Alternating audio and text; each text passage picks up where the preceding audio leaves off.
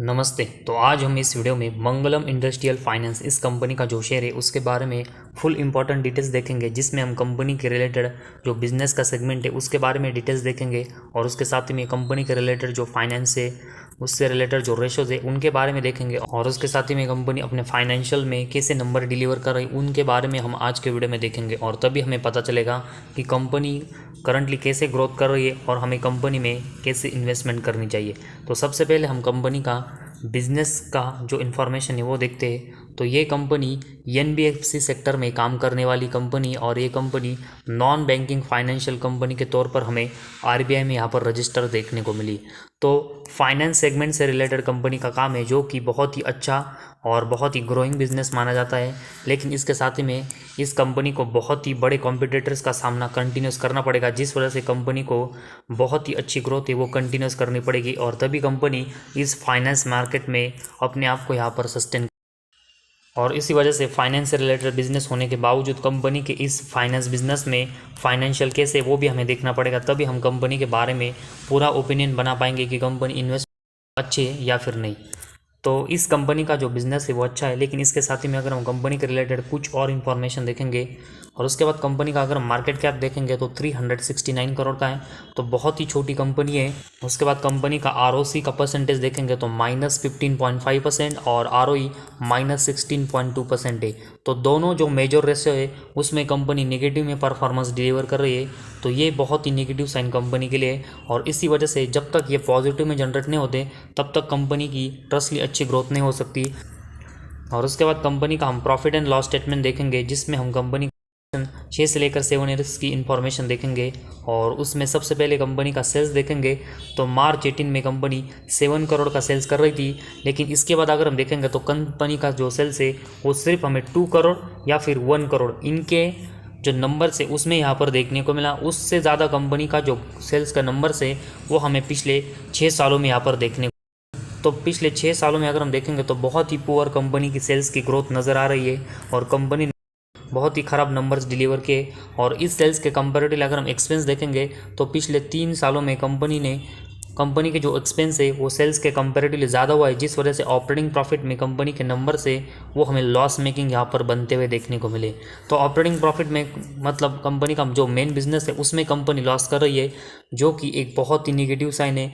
और इस operating profit के साथ ही में ऑपरेटिंग प्रॉफिट मार्जिन के नंबर्स देखेंगे तो इसमें भी कंपनी पिछले 3 सालों में कंसिस्टेंट यहाँ पर लॉस कर रही है।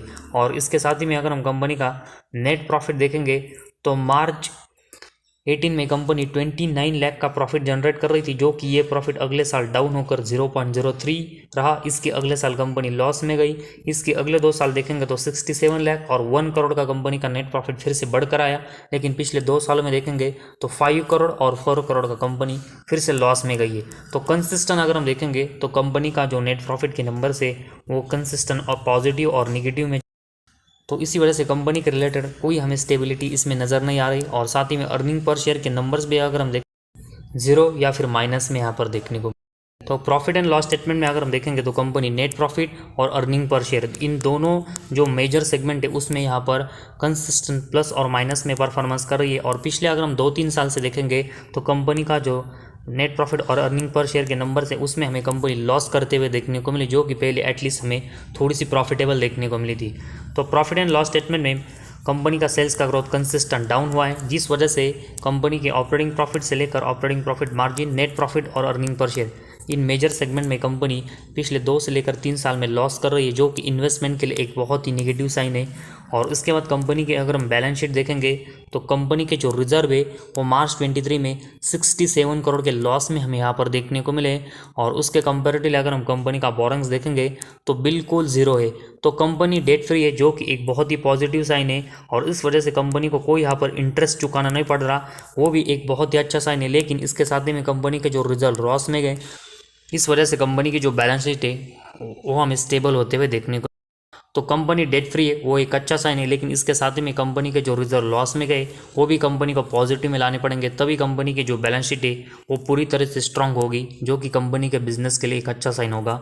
और इसके बाद कैश फ्लोज देखेंगे तो पिछले 3 सालों में कंपनी का नेट कैश फ्लो कंसिस्टेंट हमें पॉजिटिव में देखने को मिला। और उसका सबसे बड़ा अगर हम रीज़न देखेंगे तो ऑपरेटिंग एक्टिविटी और इन्वेस्टिंग एक्टिविटी, इनमें कंपनी के पिछले 2 से लेकर 3 साल में नंबर्स देखेंगे तो थोड़े से गेन हुआ है और इसी वजह से कंपनी का कैश फ्लो है वो हमें थोड़ा सा बढ़ते हुए देखने को मिला है। तो ऐसे ही कंपनी को अपने जो नंबर्स है उसमें एक अच्छी स्टेबिलिटी लानी पड़ेगी।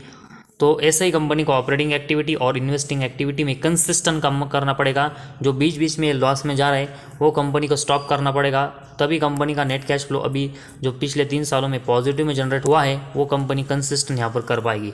और उसके बाद कंपनी के डेब्टर डेज देखेंगे तो अभी मार्च 23 में ये 8.20, तो डेब्टर डेज के नंबर से वो कंपनी ने यहाँ पर मार्च 23 में बहुत ही कम किए, जो कि एक अच्छा साइन है। लेकिन कंपनी को ये नंबर कंसिस्टेंट यहाँ पर कम करके रखने पड़ेंगे और दिखाने पड़ेंगे, तभी हमें पता चलेगा कि कंपनी को अपने डेप्टर से पेमेंट है वो कितने समय में आ रहा है। और कंपनी का डेप्टर डेज ऐसे ही कंपनी कंसिस्टेंट कम करते रहेगी तो कंपनी के लिए एक अच्छा साइन होगा। और उसके बाद कंपनी का शेयर होल्डिंग पैटर्न देखेंगे तो कंपनी के प्रमोटर के पास 73% की एक मेजोरिटी स्टेक है और उसके कंपेरेटिवली पब्लिक के पास 26% की हमें हिस्सेदारी देखने को मिली। तो मेजोरिटी स्टेक कंपनी के प्रमोटर के पास होना एक बहुत ही पॉजिटिव साइन, तो कंपनी के बिजनेस को स्टेबल करता है। तो ओवरऑल अगर हम मंगलम इंडस्ट्रियल फाइनेंस कंपनी के बारे में देखेंगे तो कंपनी के कुछ बहुत ही हमें पॉजिटिव पॉइंट देखने को मिले, लेकिन इसके साथ ही में कंपनी को कुछ पॉइंट्स में बहुत ही इंप्रूवमेंट की ज़रूरत है। तो कंपनी के अगर हम पॉजिटिव पॉइंट देखेंगे तो कंपनी का कैश फ्लो अच्छा है, कंपनी डेट फ्री है और कंपनी के प्रमोटर के पास लगभग बहुत ही अच्छी मेजोरिटी स्टेक है जो कि कंपनी को बहुत स्टेबल करता है। लेकिन इसके साथ में कंपनी को एक मेजर सेगमेंट में इंप्रूवमेंट करनी पड़ेगी, क्योंकि इस सेगमेंट में जब तक इंप्रूवमेंट नहीं होगी तब तक कंपनी अपने बिजनेस में बहुत ही अच्छी ग्रोथ यहाँ पर कंसिस्टेंट नहीं कर वो। अगर हम देखेंगे तो कंपनी का सेल्स है, तो जब तक कंपनी के सेल्स है वो अभी 1 करोड़ से लेकर 2 करोड़ के बीच में कंसिस्टेंट हो रहा है, उसमें कंपनी जब तक अच्छी ग्रोथ करके ये नंबर नहीं बढ़ाती तब तक हमें कंपनी का ऑपरेटिंग प्रॉफिट, नेट प्रॉफिट और अर्निंग पर शेयर के नंबर से वो बढ़ते हुए देखने को नहीं मिलेंगे। और किसी भी कंपनी का नेट प्रॉफिट और अर्निंग पर शेयर का नंबर से वो जब तक यहाँ पर अच्छा बढ़ते हुए देखने को मिलता है तब तक ही कंपनी के शेयर है वो अच्छा और ट्रस्टली अप साइड में हमें गेन होते हुए देखने को मिलता है और अच्छा रिटर्न देता है। लेकिन इस कंपनी का नेट प्रॉफिट और अर्निंग पर शेयर जो लॉस कर रहे हैं उस वजह से कंपनी का शेयर है वो सिर्फ शॉर्ट टर्म की वजह से ट्रस्टली अच्छे रिटर्न देते हुए देखने को मिल सकता है। लेकिन कंपनी को अच्छा परफॉर्मेंस करना है और अच्छा रिटर्न देना है तो कंपनी को नेट प्रॉफिट और अर्निंग पर शेयर के नंबर से वो पॉजिटिव में जनरेट करने पड़े और इसके लिए कंपनी को अपना जो सेल्स है उसके नंबर्स में बहुत ही इंप्रूवमेंट की यहाँ पर ज़रूरत।